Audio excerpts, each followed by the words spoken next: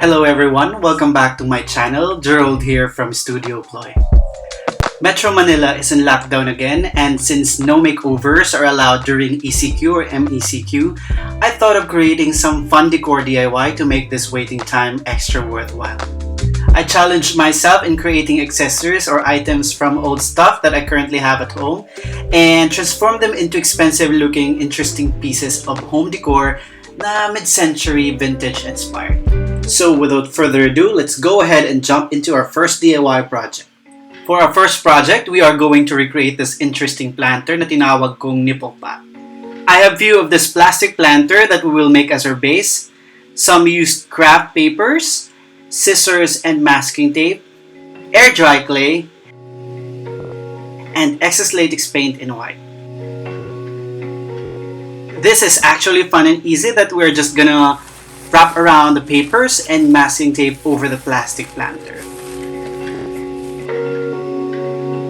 The idea here is to make a rounded shaped planter.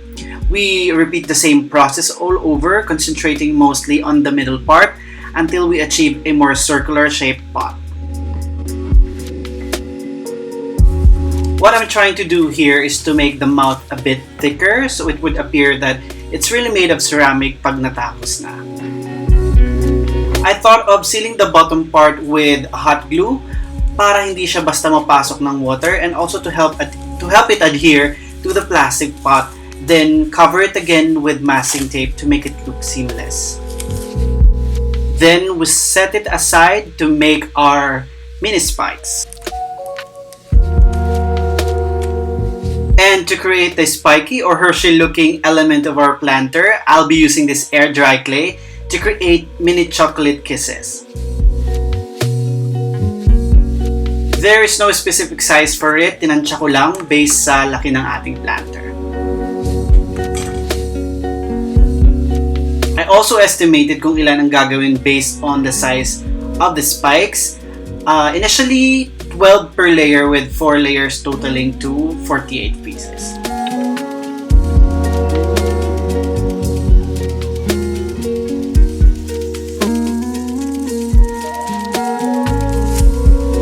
Then, I let it dry overnight.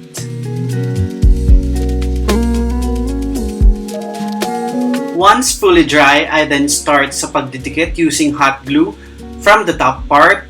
I initially made 4, creating an equal space between them, and in between nilagyan ko ng dalawang equally spaced din na spikes.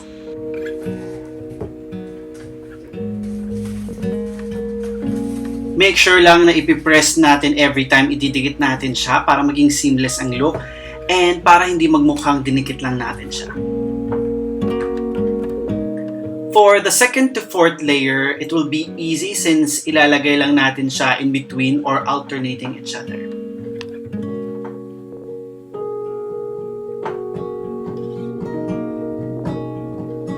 Supposedly, after natin mailagay yung mini kisses clay or yung spikes, dapat ipipainta natin siya, but I noticed na medyo malambot ang part ng paper and masking tape, and since we have an excess of the cement finish, in-applyan ko muna ito siya ng 2 coats as our primer, and para mas maging firm siya na hindi mo mahahalatang paper siya underneath.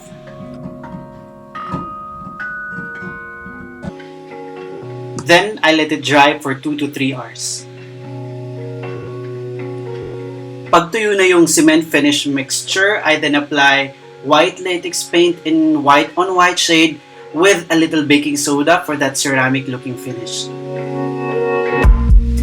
Make sure to properly cover, lalo na yung sa may connection part ng spikes, para ma-fill in natin if there are still gaps to make it look more seamless. For the second coat, I decided to apply the paint in a tapping manner to create texture and for it to have this handmade ceramic look. I let it dry for 2 to 3 hours. After then, we style it with some faux plants. Sakto meron pa akong hindi nagagamit na nabili ko before from Landmark. Syempre pwede rin totoong plant na mismo ang ilagay. For sure, photos or some succulents will look perfect sa planter na to. And that finishes off our nipple planter na sobrang eye-catching at sakto for those plantitos and plantitas na gusto i-upgrade ang mga planters nila. And I think you'll see this sa susunod nating makeover project at bagay siya mismo sa theme.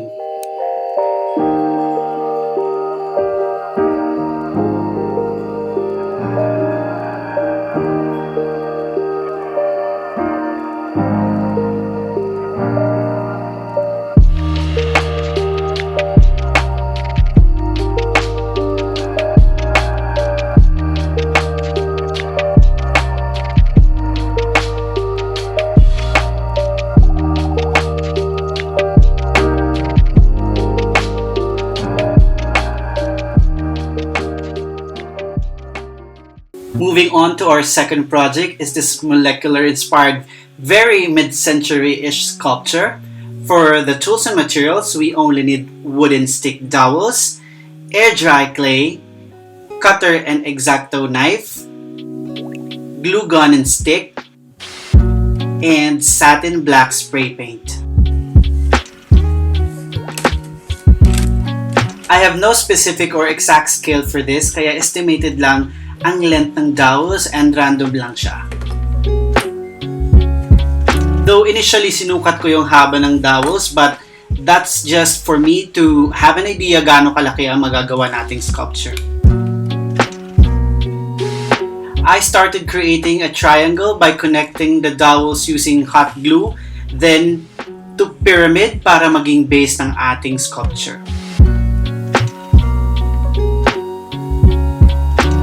Then I extended outward to form a trapezoid with another part, then continuously sinusuport lang natin each member to form another shape until such time na nakuha ko na yung gusto kong shape niya.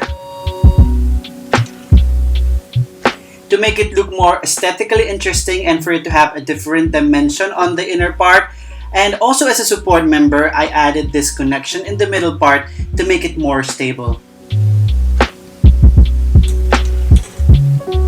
I then remove those excess hot glue para malinis siya in preparation for our next step. I sliced the clay thinly so I could easily wrap it around the joints and to easily form it into our desired ball shape. I decided to cover the joints with clay and to form it like sort of ball connection in varied diameters. This part is inspired by Eames coat rack to create that mid-century vibe. To keep it balanced, most of the bigger clay balls are on the main frame and the smaller ones sa ibang joints and other secondary member frames para maging organic looking. Then I let the clay dry overnight. Before the last step, may nakita akong nail file kaya nirefine ko muna yung mga clay to make it more smooth and circular na parang ball-like.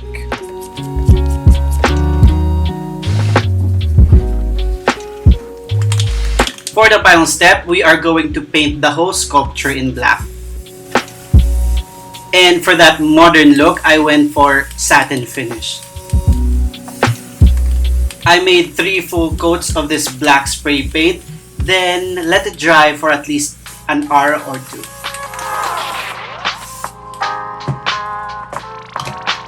I super like the outcome of this molecular sculpture, that it's very flexible and that it would fit in a lot of styles. May it be mid-century, minimalist, or any style I think babagay siya.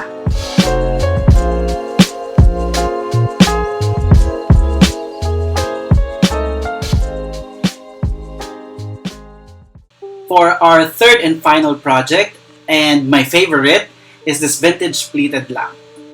For the tools and materials, I have this vase na nabili ko from the Pitan Arcade, Canson Mont wallpaper, some wooden stick dowels, metal ring binder, backlight, ruler and double adhesive tape, cutter and X-Acto knife, scissors, glue gun and stick, and lastly, a paper puncher. The first thing I did is to check on how big of a shade would fit so it won't look awkward if it's too small or too big for the vase. I'm gonna be using this Canson Mont wallpaper for a shade. Ito yung ginagamit kong paper for water and acrylic paintings.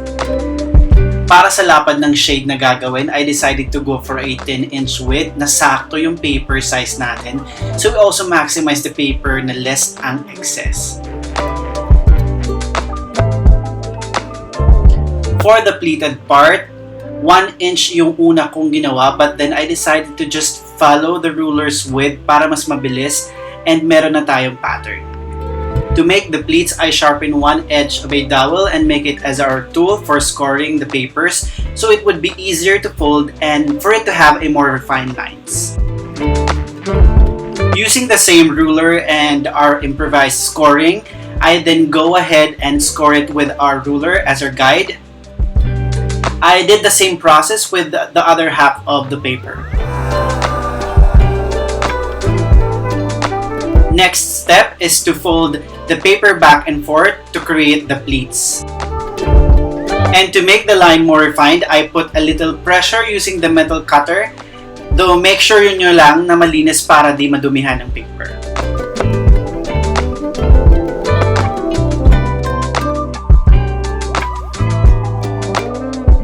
Then I connected the two pleated paper using a double-sided tape to make it as one piece.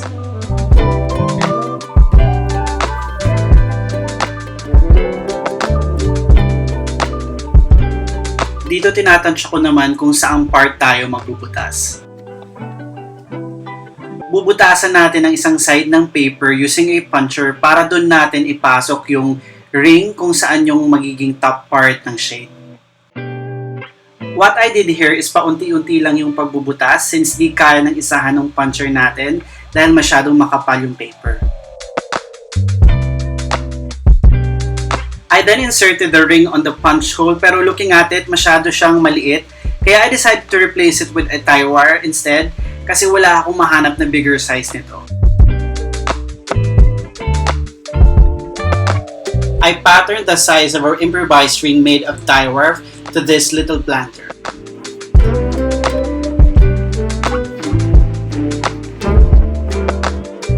And since medyo manipis ang tie wire, I covered it with masking tape para maging clean din ang look niya. After, I conjoined each side of the pleated paper using again a double-sided tape to finally make the actual shape.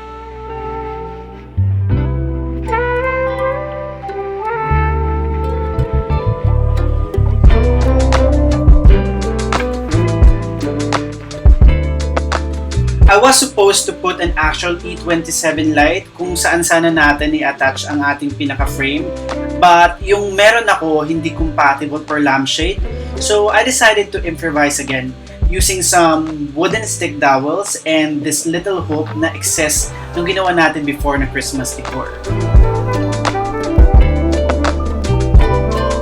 Tansya-tansya lang tong ginawa ko and ginamitan ko lang ng hot glue para mapagdikit natin to make the frame. For our light source, since di nga natin nagamit yung E27, I have this backlight na battery operated na madali lang natin i-attach. Usually, ginagamit ito sa mga wardrobe and kitchen cabinets. Anyway, pag nagsawa na ako, saka ko na lang i-replace ng actual na E27 light. For now, I'm happy with it, lalo pa na mas matipid naman ito at hindi tayo gagamit ng kuryente.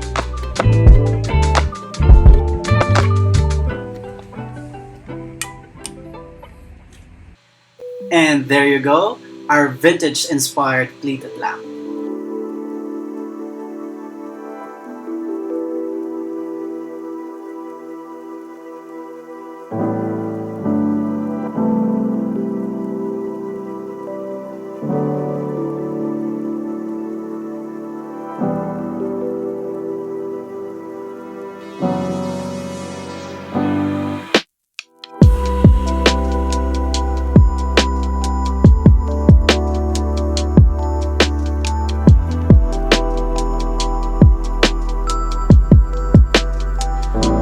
And there you go, guys. That finishes off our mid-century vintage-inspired home decor DIY.